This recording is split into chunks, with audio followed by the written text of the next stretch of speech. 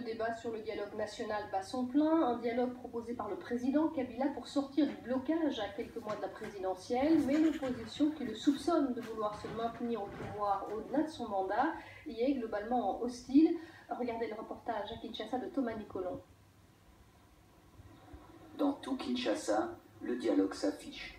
Il serait dans l'intérêt du pays d'y prendre part. Les Congolais ont tous un avis sur la question. C'est une bonne et précieuse idée, une initiative appréciable pour le peuple congolais qui a besoin de solutions pratiques qui lui viennent de lui-même. Il faut que la classe politique se retrouve, aplanisse leur vue, se fasse au moins confiance pour qu'en novembre, il y ait une alternance crédible et apaisée. Nous ne voulons pas le dialogue là.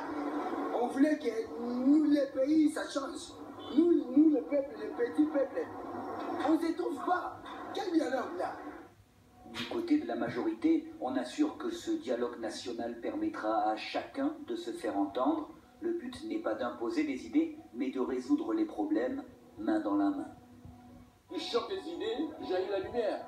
Nous ne voulons pas que l'opposition rejoigne la majorité. C'est que l'opposition restera l'opposition, la majorité restera la majorité, et la société civile restera ce qu'elle est. Ce que nous voulons, c'est que chacun vienne avec ses idées et qu'on confronte nos idées afin que finalement on arrive à un compromis.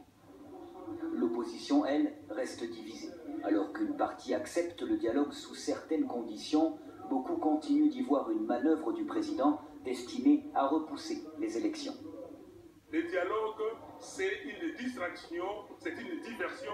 M. Kabila veut gagner du temps. M. Kabila veut dire à tout le monde, ou prendre tout le monde à témoin pour dire que non, on ne peut pas organiser les élections parce qu'on n'a plus de temps.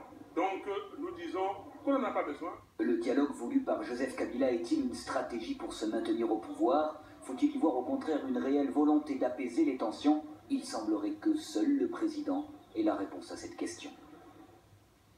Il est lui aussi globalement hostile au dialogue tel qu'il est proposé par le pouvoir. Moïse Katumbi, ancien gouverneur du Katanga, récemment passé dans les camps des opposants, appelle pour la première fois à des primaires pour désigner un candidat unique de l'opposition à la présidentielle.